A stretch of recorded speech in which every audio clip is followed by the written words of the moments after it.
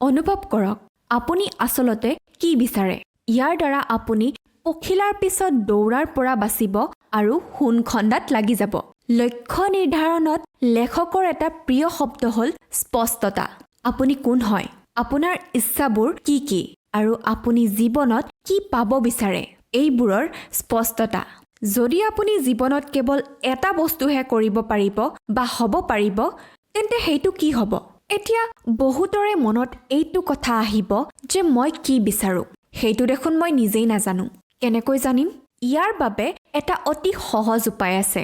আপুনি এডাল যাদুকৰৰ লাঠিৰ কল্পনা কৰক, যিডালে আপোনাৰ যিকোনো 3টা ইচ্ছা পূৰণ কৰিব পাৰে। যদি আপোনাৰ কৰ্মক্ষেত্ৰত 3টা আৰ্থিক ইচ্ছা পূৰণ কৰিব বিচাৰে, সেইকেইটা কি কি হ'ব? যদি আপোনাৰ শৰীৰৰ ক্ষেত্ৰত 3টা ইচ্ছা পূৰণ কৰিব বিচাৰে, সেইকেইটা কি কি হ'ব? যদি আপুনি 3টা যোগ্যতা আৰ্জন কৰিব বিচাৰে, সেইকেইটা কি কি হ'ব? এতিয়া নিশ্চয় আপোনাৰ বিচৰা বস্তুকেইটাৰ বিষয়ে জানিবলৈ অসুবিধা নহ'ব। যদি আপুনি গম পায় যে আপুনি আৰু কেৱল 6 মাহ সময় জীয়াই থাকিব, তেন্তে আপুনি আপোনাৰ অন্তিম 6 মাহ কেনেকৈ পাৰ কৰিব?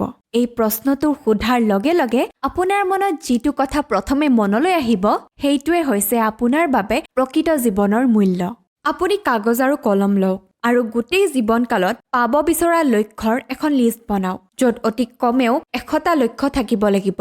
লক্ষ্যকেইটা লিখোঁতে ভাবি ল'ব যে লক্ষ্যত উপনীত হ'বলৈ লগা সকলোবোৰ বস্তু যেনে টকা, বন্ধুবৰ্গ, যোগ্যতা আপোনাৰ ওচৰত আছে। এনেকৈ লিখিব যাতে আপোনাৰ ক'তো কোনো সীমা নাই। 100টা লক্ষ্য লিখাৰ 3 দিনৰ ভিতৰত আপোনাৰ লগত কিছুমান আচৰিত ঘটনা ঘটিবলৈ আৰম্ভ কৰিব। আপোনাৰ লক্ষ্যবোৰ ইমান তীব্ৰ বেগেৰে পূৰণ হ'ব যে আজি আপুনি কল্পনাও কৰিব নোৱাৰে।